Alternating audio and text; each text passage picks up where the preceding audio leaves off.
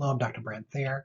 I'm a PGY4 in the Department of Psychiatry, and on behalf of medical student Ross Johnson and attending physician Dr. Sara Ashurst, thank you for your time and letting us present this case to you on the clinical and legal challenges of distinguishing hepatic encephalopathy from bipolar mania in an involuntary treatment setting. You can see here I've got a few different sections as well as tiny font. So I'll break this up into a few different slides so we can talk about this in a little bit more detail. First, by way of background, hepatic encephalopathy and mania and delirium. It's important to distinguish between these two, not just for treatment, not just for diagnosis, but also for legal considerations. And the DSM requires it, and the treatment requires it in legal. Anyway, hepatic encephalopathy first is likely multifactorial. Whether we're talking about cerebral edema, altered neurotransmission, or neuroinflammation, the preceding cause for all of these, though, is elevated ammonia. Very well accepted that elevated serum ammonia is part of the pathophysiology for hepatic encephalopathy. And so then the treatment for hepatic encephalopathy is reducing that serum ammonia. First-line therapy involves reduction through altering the gut biome to non-urease producing bacteria, resulting in less ammonia absorption. Lactulose, rifaximin, probiotics, and hydration all have proven efficacy. Ultimately, the treatment is liver transplantation, especially when the MELD score is greater than 15. Also important to note that hepatic encephalopathy carries a mortality rate of 50% in the first year alone. Here we can see that bipolar mania and delirium, while they have many similar symptoms, the course of those symptoms is usually different. Disorientation is uncommonly seen with bipolar mania. Delirium is common. Bipolar mania's course is sustained over days to weeks, whereas delirium is fluctuating within the day. There's an underlying etiology ruled out versus present. There's longitudinal mood histories present versus possibly no psychiatric histories. Onset of mania in late life can indicate a medical comorbidity. Delirium is often present in older individuals with more comorbidities. And then the bipolar diagnosis is commonly delayed when the first episode is depressive. So when the index episode is a depressive mood episode, on average it's 5 to 10 years to transition from a diagnosis that is incorrectly made of major depressive disorder to bipolar disorder. And then while delirium is underdiagnosed, hyperactive is more commonly recognized than hypoactive. I'll talk more in a few slides, well, this slide, about why that's important. So I'll read very briefly from this slide section over here that describes the case history. All of the words that talk about it are still there, and then talk about the course over here.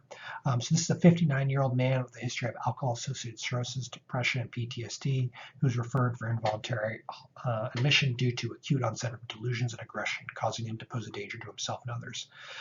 So 10 days before he got to us, he was hospitalized at a medical hospital. There, his symptoms were attributed to a hepatic encephalopathy. Ammonia level was 64. That was treated, and then due to discharge, summary documentation being incomplete, we know that he was medically cleared and arrived at our hospital, Behavioral Health Hospital, where he continued to have visual hallucinations. He thought that there was a prehistoric cat on the unit. He was disoriented. He knew who he was, but otherwise was completely disoriented, had grandiose delusions, but overall was not irritable, was not violent on the unit. He continued to be disoriented on day 5. Day 4, I think on day 3 we had our MOCA, which had an 18 out of 30 with notable difficulties of task and executive function and grossly abnormal drawing. But we thought all of this was really consistent with the hepatic encephalopathy or delirium in general, especially these lab values that show impaired liver function. Because of this, we medically optimized his treatment for hepatic encephalopathy, and on hospital day 10, his orientation was improved. He was oriented to self as well as location. His visual hallucinations were resolved. His QTC was improved after treating his magnesium, and we thought this was most likely a delirium. But he continued to have some grandiose delusions. He was going to become a nurse practitioner. Thought this might represent some continued symptoms of a delirium. So we continued to monitor him. In hospital day 13, he actually he started to get irritable overnight, and then on day 14 struck an elderly peer, elderly, I think 80s, and was relatively even more medically frail. And then he had also grandiose delusions. He was going to become a nurse practitioner. He was going to complete his JD. He had background training to our knowledge in neither of those. He was going to do both of these by enrolling at Johns Hopkins within days to weeks of leaving our hospital. He was going to have Tom Brady by his home. Because of all of this happening 2 weeks after being hospitalized with us, where medical optimization was done for the hepatic encephalopathy, we thought this most likely represented a bipolar mania at this point. There was also some additional collateral indicating the history of depressive episodes and possible lifelong grandiose episodes, I'm sorry. So possibly representing hypomanic episodes. So we started lithium, and on hospital day 20, his behavior was actually improved. His grandiose delusions were much, much more subtle. And on hospital day 23, we obtained an EEG, which was unremarkable. So at this point, we felt like things were really favoring a bipolar manic episode. Because of his medical frailty, we wanted to make sure to optimize the lithium dose, and so initiated taper on hospital day 24. On hospital day 28, his behavior started to worsen, so we increased the lithium again. Again, we thought all this really favored a manic episode. So discussions, some key discussion points here. The title here in Arizona, the statute, I'm sorry, here in Arizona that governs involuntary hospitalization is Title 36. Per that statute, the individual must suffer from a mental disorder, not from a physical disorder such as delirium. And then it specifies that proceedings for involuntary treatment should occur within 6 business days of confinement, with restricted allowance for delays in proceedings. Dr. Ashurst came up with this. I really appreciate it. The extended delay of the judicial hearing is ethically fraught if a patient's condition is not reversible. Really, really appreciate the way she worded that.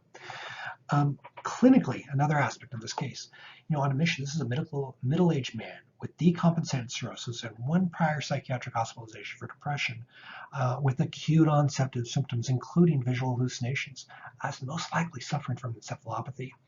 So proceedings for involuntary treatment were deferred to allow the delirium to resolve. Instead, the symptoms persisted, then worsened.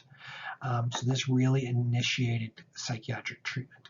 Then the imminent resolution of those symptoms once lithium was initiated really makes the diagnosis of delirium less likely.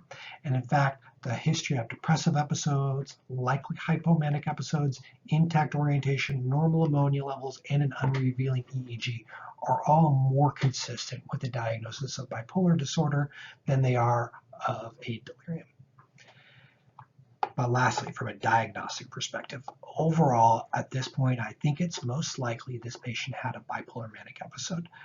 Again, acknowledge that there was no history of mania, but the patient did have episodes of depression, and a bipolar depression can be misdiagnosed as MDD. The emergence of overt mania in late life argues for significantly predisposing medical conditions, which this patient had. It's also possible that his long-term history of alcohol-associated cirrhosis led to astrocyte dysfunction, predisposing the patient to a cognitive dysfunction. However, while I think it's most likely this patient had a bipolar mania, it certainly is possible that the patient had delirium, because delirium could present with the same symptoms, and delirium was certainly present when the patient was admitted to us.